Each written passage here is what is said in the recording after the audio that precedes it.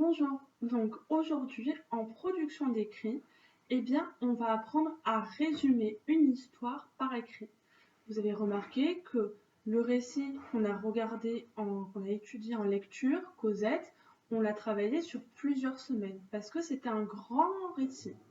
Alors maintenant, le but de la séance d'aujourd'hui, cela va être de savoir écrire un résumé, c'est-à-dire un court texte qui permet de raconter les informations principales qu'on a vues dans le récit. Comme ça, quelqu'un peut lire le résumé et comprendre toute l'histoire sans être obligé de lire tous les passages différents. Donc pour cela, je vous invite à ouvrir votre fichier, page 93.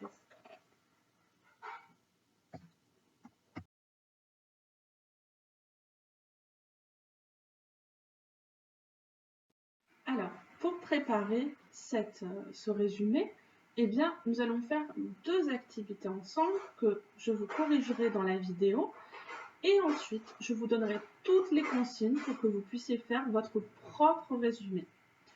Donc tout d'abord, vous voyez en haut de la page, on a plein de groupes de mots, d'accord, qui sont séparés par des tirets, qui donnent des informations importantes sur des personnages.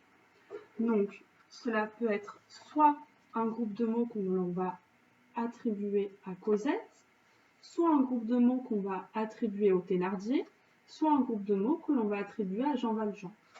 Par exemple, le premier, 7 ans, 7 ans, on sait que c'est l'âge de Cosette. Donc, on va le recopier à côté de Cosette. Cela va nous permettre d'avoir écrit ce qu'il est important de retenir pour tous les personnages de l'histoire. Donc, je vous invite à recopier là où vous pensez, soit au niveau de Cosette, soit au niveau des Thénardier, soit de Jean Valjean, tous les groupes de mots. Et ensuite, on se retrouve pour corriger cet exercice-là.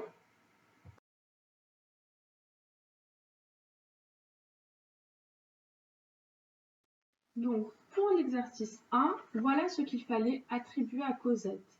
7 ans, toujours triste, maigre et vieux habit troué et déchiré. Ce qu'il fallait attribuer au Thénardier, malhonnête et méchant, maltraite Cosette.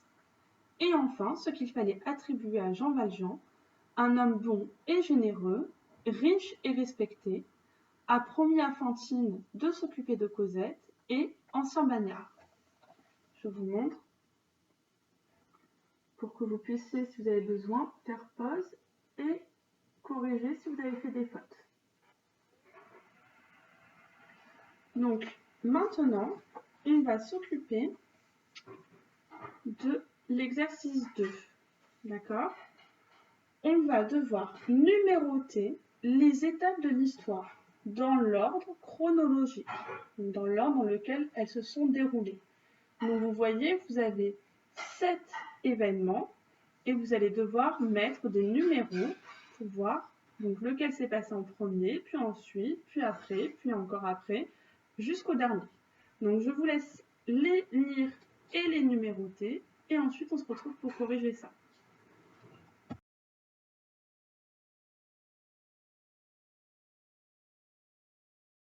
Donc, pour cet exercice, voilà dans quel ordre il fallait mettre. Le premier événement, donc on part du moment où Cosette sort de l'auberge pour chercher de l'eau à la fontaine. Donc le premier événement, ce qu'il fallait mettre en 1, c'est l'admiration d'une splendide poupée, puisque avant d'aller dans le bois, elle passe devant le marché de Noël où elle voit une splendide poupée dans un magasin et elle l'admire. En 2, il fallait mettre l'arrivée de Cosette dans le bois. En effet, après être passée devant le marché de Noël, elle rentre dans le bois. En 3, il fallait mettre l'aide de Jean Valjean pour porter le seau. C'est à ce moment-là qu'elle rencontre Jean Valjean, quand elle a rempli le seau d'eau et qu'elle le prend pour rentrer à l'auberge. En 4, il fallait mettre le retour à l'auberge. C'est quand Cosette et Jean Valjean retournent à l'auberge avec le seau. En 5, il fallait mettre l'achat d'une poupée pour Cosette. En effet, on a vu dans le texte qu'à un moment, Jean Valjean sort de l'auberge pour aller faire un cadeau à Cosette, qui est cette poupée. En 6, il fallait mettre le départ de Cosette avec Jean Valjean pour Paris, puisque après qu'il ait parlé avec le Thénardier, eh bien, il emmène Cosette à Paris. Et enfin, en dernier, en 7, il fallait mettre le mariage de Cosette, puisqu'à la fin, elle se marie avec Marius. Je vous mets pareil pour que vous puissiez regarder, faire pause et corriger si vous avez fait des erreurs.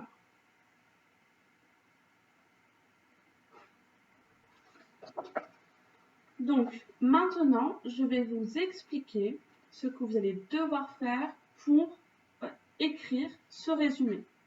Comme il y a beaucoup de choses, eh bien, je vous ferai aussi une feuille que je mettrai dans le mail que j'envoie à vos parents qui résumera ce qu'il faut faire. Alors, vous voyez au début, on a le début de l'histoire qui est écrit.